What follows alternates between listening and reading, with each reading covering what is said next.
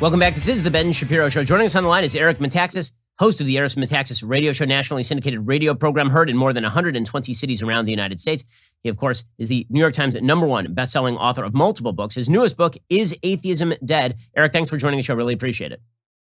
Hey, it's a privilege. Thanks, Ben. So, Eric, obviously, over the past couple of centuries, the movement toward atheism in the West has been incredibly strong. It's undermined fundamental institutions and ideas in the West to dramatically negative effect. So let's talk about whether atheism is on the rise or whether it is dying, because the story has been that atheism is on the rise, that religion is the one that's in trouble. You're making the opposite case. I think it is open and shut. It depends how you define atheism. I mean, if you want to talk about people who claim to be atheists, people can claim to be flat earthers. They can claim to be Marxists. But when you look at the facts today, this wouldn't have been true 50 years ago. But when you look at the facts from science, this is where the irony, the delicious irony comes in. Science in the last 50 years has mostly quietly been amassing evidence for God that is so astonishing. When I wrote the book, I thought, I don't know whether I should be astonished by what I found or more astonished by the fact that nobody seems to know this. Science, since roughly, let's say the 60s. I mean, in 1966, Time magazine publishes this cover article, Is God Dead? That's the high watermark of secularism. They've basically figured it out. The cognoscenti, the elites, know that science is pushing God out of the picture. It's just a matter of time.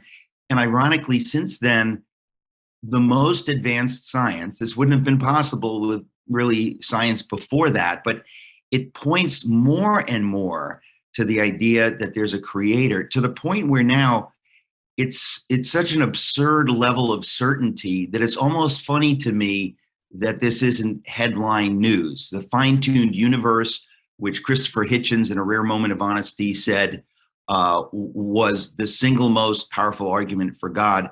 The evidence for that gets stronger and stronger practically every day. They really don't have an answer. There's no logical answer except that an intelligent designer created the universe, life. It's overwhelming. And I wrote the book because I thought people simply need to know the facts. And that's just the science part. And that's just one argument of the science part. But it really is dramatic. And I think it's about time, there's a reckoning where we re-examine things. And the question to ask without any question, the question is atheism dead? And by all accounts, it ought to be. You can be an agnostic perhaps, but atheism, I think, is no longer intellectually tenable. So, Eric, let's talk about the scientific evidence for God. So people in the scientific community who overwhelmingly claim that they are atheists, they will say that God is essentially an unfalsifiable thesis, because even if it appears that nature could have started of its own accord, God could be theoretically hiding behind nature. There are religious concepts that take this into account. You're making the claim that God, as factual creator of the universe, is a scientifically proven or at least verified or verifiable theory. So what does that mean? Think of the irony. There's tremendous irony. First of all, scientists who make those claims, they're not being scientific, they're being scientistic. In other words, they are insisting, and Richard Dawkins said this at some point, and everybody knows it's preposterous. They're insisting that the only knowledge we can have is from science. Well, since the beginning of human history, since human existence, people have known that there are things like wisdom, love. It's preposterous to say that unless something is, in an experiment that's falsifiable, that we can't know about it. It's just ridiculous. No one functions that way. It's silly. However, what science has done in the Big Bang, in the fine-tuned universe, is science itself points beyond science. This is the irony. In other words, if you have the Big Bang, all the physics, everything points to the idea that there was a moment 13.8 billion years ago where there was no such thing as physics, there was no such thing as the material universe, there was no such thing as time. This is what science is telling us. And we forget the controversy surrounding the Big Bang. It was so huge that even people like Einstein, if you can imagine it, was deeply uncomfortable by his equations in 1911, leading up to his theory in 1915. that pointed to the idea the universe is expanding. He had bought into this. Can you imagine, the great Einstein? And basically thought, this is pointing to religion. It makes me uncomfortable. So I'll create this cosmological constant, this fudge factor, so that people don't notice this is what I've discovered. And then you have the Russian Jew Friedman. You have the Catholic Belgian priest Lemaitre. You have the American Edwin Hubble, all saying to Einstein, "Excuse me, sir, you're wrong." Meaning you actually were right, but you tried to sweep it under the rug. The universe is expanding. It does come from a point.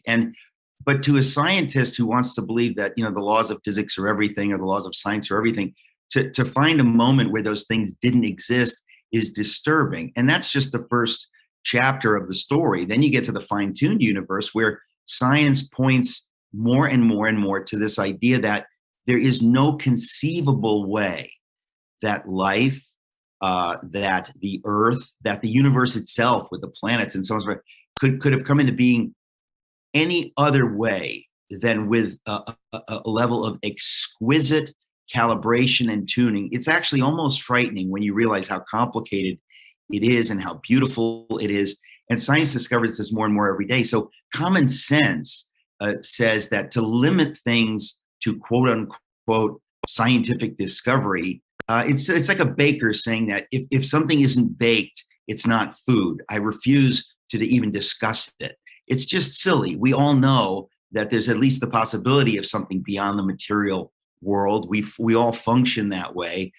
So to pretend that we can, in cases like this, not function that way, they're playing a game. In fact, they're so desperate that they've come up with the multiverse theory. Of course, you've probably heard of it. I mean, can you imagine that you say, yes, this universe is calibrated so exquisitely, so perfectly, but here's what happened. There's an infinity of universes. We just happen to be in the perfect one. Even that has 100 logical holes, but they are so desperate to find a way out that rather than deal with the common sense of their own science, they're grasping at these straws. So I find it funny, and I think it's time to call the bet and to say, hey, gang, let's all look at this and let's be honest. You don't have to become a believer in the Bible.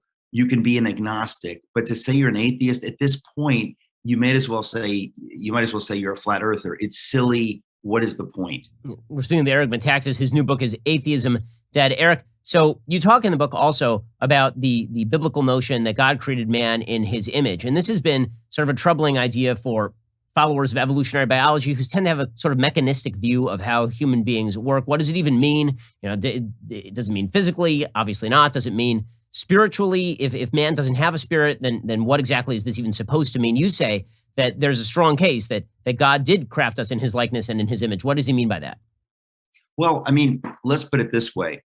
Why is it that in countries that believe in freedom, okay, it comes from ultimately Israel's covenant with God, with that idea, with the idea that we are not just random beings that evolved out of the primordial soup that have no more value than a gnat or a bacterium. We are indeed something special. That's why in this country, we protect minorities. I mean, if I have a point of view that the majority disagrees with, I'm not allowed to be just executed because people disagree with it. We have fundamental ideas that derive from the biblical view. And what we need to do is be honest and say, okay, if you don't go by that view, where do the dots connect to? When you look at the record now of Marxism, it is so grotesque, it is so monstrous. Atheists have to be honest about that if you're living in a world that declares there is no God, anything is possible. What the Nazis did was because they said, why are we doing anything wrong? There is no God. We believe in evolution. We believe we're at the highest level of evolution. So anyone below us, we can crush. Why shouldn't we? That's the law of nature. That's the law of science. If you take that view, which is an atheistic view, whether practically atheist or explicitly atheist, you've got to be honest where it leads. It leads to the death camps. It leads to Uyghur Muslims in China being murdered for their organs. That's where it leads. And I think that we haven't been honest We played patty cake with the new atheists, pretended like, oh, they've got some great points. They had no great points. It was pathetic, actually. It was intellectually embarrassing. When you look at serious atheists like Camus, Jean-Paul Sartre, they really wrestled with this stuff. They were troubled by it. And what I say in the book, which I think is newsmaking, I was astonished. Both Sartre and Camus, at the end of their lives, came to genuine belief in God, a God who created the universe. That is also headline news. Nobody seems to know that. The narrative that was set in the 60s, that we're living in a secular world, we've been laboring under that narrative, and all the evidence that piles up has been kind of batted away. I think it's time that we called the bet and said, no, the evidence is very dramatic, so dramatic that I think it's open and shut if you're honest. And if you want to say you're an agnostic, let's talk. But you cannot say that atheism is tenable intellectually. It's absurd. It's self-defeating. The cover of the book is a snake swallowing its own tail. It's a self-defeating tautology. We need to be honest about that. It's time. Well, Eric Metaxas, go check out his book, Is Atheism Dead? Eric, appreciate the time. Thank you, Ben.